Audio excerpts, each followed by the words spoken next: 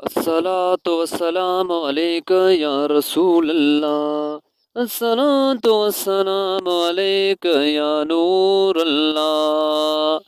آج میں اس ویڈیو میں آپ لوگوں کو درود پاک سننے والی مچھلی کا واقعہ بتاؤں گا۔ روایت میں آتا ہے کہ ایک بیری جہاز سمندر میں سفر کر رہا تھا۔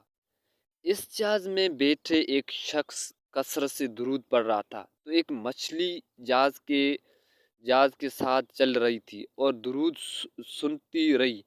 تو ایک دن وہ مچھلی کسی شکار کے جال میں پھنس گئی۔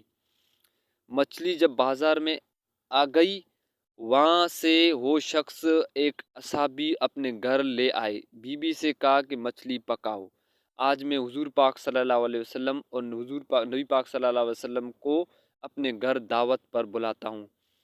صحابی کی بی بی نے مچھلی کو ہنڈی میں ڈال کر چولہے رکھ دیا، لیکن اس مچھلی پر آگ کا کوئی اثر نہیں ہو رہا تھا۔ تو وہ صحابی مچھلی لے کر حضور پاک صلی اللہ علیہ وسلم کی خدمت میں حاضر ہوئے۔ عرض کیا، یا رسول صلی اللہ علیہ وسلم، مچھلی پر آگ اثر نہیں کر رہی ہے۔ تو رسول صلی اللہ علیہ وسلم فرمایا کہ اے صحابی، اس مچھلی نے درود پاک سنا ہے، اسی لیے مچھلی دنیا کی آگ کیا جہنم کی آگ سے بھی اثر نہیں کرے گی۔ سبحان اللہ۔ اس واقعے سے معلوم ہوتا ہے کہ نہ صرف درود پڑھنے سے فائدہ ملتا ہے بلکہ درود سننے سے بھی فائدے ملتے ہیں۔ اللہ پاک ہم سب کو زیادہ سے زیادہ درود شریف پڑھنے کی توفیق دے دے۔